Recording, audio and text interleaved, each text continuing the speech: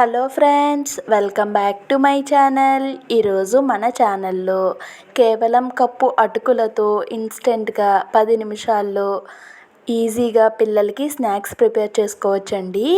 ఇవి నెల రోజుల పాటు నిల్వ ఉంటాయండి. అటుకులతో నెల రోజులు నిల్వ ఉండేలా ఈ స్నాక్స్ని ఎలా ప్రిపేర్ చేసుకోవాలో ఈ వీడియోలో చూసేద్దామండి. అంతకంటే ముందుగా ఫస్ట్ టైం ఛానల్ని వాచ్ చేస్తున్న వాళ్ళు ప్లీజ్ సబ్స్క్రైబ్ చేసుకొని సపోర్ట్ చేయండి ఫ్రెండ్స్. దానికోసం నేను ఇక్కడ ఒక గిన్నెలోకి వాటర్ తీసుకున్నానండి. మీడియం సైజులో ఉన్న 2 బంగాళదుంపల్ని ఉడికించుకుంటున్నానండి. కొంచెం కళ్ళుప్పు వేసుకొని ఉడికించుకున్నట్టయితే బంగాళదుంపలు త్వరగా ఉడికిపోతాయండి. స్టవ్ మీద పెట్టి బంగాళదుంపల్ని మెత్తగా ఉడికించుకున్నానండి. ఉడికించుకున్న తర్వాత వాటిని మీకు చూపిస్తున్నాను. ఇప్పుడు ఒక బౌల్ తీసుకొని ఒక కప్తో 1 కప్పు అటుకులు వేసుకుంటున్నానండి. ఇక్కడ నేను కొంచెం మందంగా ఉన్న అటుకుల్ని వాడుతున్నాను. మీరు పల్చగా ఉన్న అటుకుల్ని వాడినా పర్వాలేదండి. అటుకుల్లో వాటర్ వేసుకొని అటుకుల్ని 2-3 సార్లు శుభ్రంగా కడుక్కోవాలండి. అటుకుల్లో డస్ట్ ఎక్కువ ఉంటుంది కాబట్టి 2-3 సార్లు కడిగిన తర్వాత అటుకులు ములిగే వరకు వాటర్ వేసుకొని దానిపైన మూత పెట్టి ఒక 2-3 నిమిషాల పాటు పక్కన పెట్టుకున్నానండి. ఇప్పుడు ఉడికించిన బంగాళదుంపల మీద పొట్టును తీసుకొని బాగా ఉడికించుకున్నాను కాబట్టి పొట్టు ఈజీగా వచ్చేస్తుందండి. బాగా పొట్టు మొత్తం తీసిన తర్వాత ఇలా ఒక గ్రేటర్తో మనం మొత్తం బంగాళదుంపల్ని ఈ విధంగా తురిమేసుకోవాలండి. ఎక్కడా కూడా చిన్న ఉండలు కూడా లేకుండా మెత్తగా స్మాష్ చేసుకున్నట్టుగా తురిమేసుకోవాలండి. మీరు స్మాష్ చేసుకున్నా పర్వాలేదు. ఇప్పుడు దీన్ని పక్కన పెట్టుకొని మనం ఇందాక నానబెట్టుకున్నటువంటి అటుకులు చూస్తే మెత్తగా నానిపోయి ఉన్నాయండి. ఇప్పుడు ఈ అటుకుల్ని ఇలా స్ట్రైనర్లో పోసి మనం వేరు చేసుకుందామండి. ఇలా వేసుకోవటం వల్ల వాటర్ కిందకి పైన అయితే అటుకులు ఉండిపోతాయండి.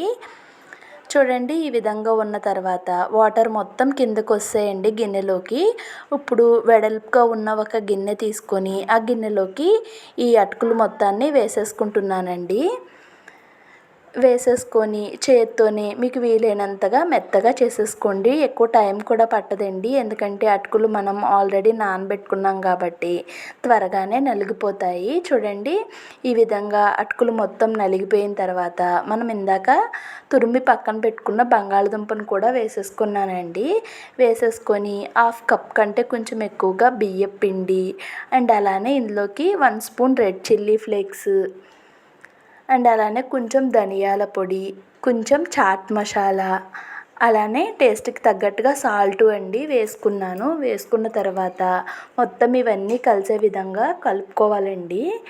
దీంట్లోకి ఇంకా మనకి వాటర్ ఏమీ పట్టవు. పొటాటోలోని ఇంకా అటుకుల్లోని ఉన్న చెమ్మదనం మాత్రమే సరిపోతుందండి. రౌండ్గా చపాతీ బాల్ లాగా మనం ప్రిపేర్ చేసేసుకోవాలండి. చూడండి, ఈ విధంగా ప్రిపేర్ చేసుకున్న తరువాత ఇలా ఒక బల్ల తీసుకొని దానికి కొంచెం ఆయిల్ అప్లై చేసుకుంటున్నానండి. ఈ విధంగా ఆయిల్ అప్లై చేసి కొంచెం ఈ అటుకుల ముద్ద ఉంది కదండి, దాన్ని తీసుకుంటున్నాను. తీసుకొని ఇలా రౌండ్ బాల్లా చేసుకొని మనం పాల తాలికలు చేసుకుంటాం కదండి, ఆ విధంగా పొడవుగా చేసేసుకోవాలి. మీరు కావాలి అనుకుంటే వీటిని డైరెక్ట్గా బాల్స్లా చేసేసుకొని వాటిని కూడా ఫ్రై చేసుకోవచ్చు. కానీ నేను కొంచెం డిఫరెంట్గా పిల్లలు తినడానికి ఇష్టపడతారని చెప్పి ఈ విధంగా ప్రిపేర్ చేస్తున్నానండి. ఆ చివర ఈ చివర నైఫ్తో చిన్నది కట్ చేసి పక్కన పెట్టేసుకుంటున్నానండి. ఇప్పుడు ఈ విధంగా కుర్కురేస్ లాగా పొడవుగా అయితే నేను కట్ చేసుకుంటున్నాను. మీరు మీకు నచ్చిన షేప్లో కట్ చేసుకోవచ్చండి. ఇక్కడ నేను ఈ విధంగా కట్ చేసుకున్నాను. కట్ చేసుకున్న తర్వాత చూడండి, దానికి ఒకటి తీసుకొని పైన కింద కూడా ఈ విధంగా ట్యాప్ చేసుకొని దాన్ని మళ్ళీ ఒక్కసారి ఈ విధంగా రోల్ చేస్తే మనకి కొంచెం పల్చగా అవుతుందండి. చూసారు కదా, ఈ విధంగా నేను దీన్ని ప్రిపేర్ చేసుకున్నాను. ఇక్కడ ఇదే విధంగా మొత్తం అన్నిటినీ కూడా నేను సేమ్ ప్రాసెస్లో ప్రిపేర్ చేసుకున్నానండి. మొత్తం అన్నీ కూడా ఈ విధంగా ప్రిపేర్ చేసేసుకొని రెడీ చేసుకున్నాను చూడండి. పైన కింద మనం వాటిని ఈ విధంగా ట్యాప్ చేస్తే కనుక చక్కగా ఉంటుందండి. ట్యాప్ చేసి కొంచెం రోల్ చేసుకుంటే. ఇప్పుడు స్టవ్ వెలిగించి డీప్ ఫ్రైకి ఆయిల్ పెట్టుకున్నానండి. ఆయిల్ మంచిగా హీట్ అయిన తర్వాత మనం రెడీ చేసుకున్న అటుకులవి ఉన్నాయి కదండి, వాటిని ఒక్కొక్కటిగా నేను ఆయిల్లోకి వేసుకుంటున్నాను. మీరు తీసుకున్న ప్యాన్ని బట్టి మీకు ఎన్ని పడితే అన్ని వేసుకోవచ్చండి. ఇవి ఒకదానికి ఒకటి అంటుకుపోతాయి అనే భయం కూడా ఏమీ ఉండదండి. వేటికవి ఫ్రీగా ఫ్రై అవుతాయండి.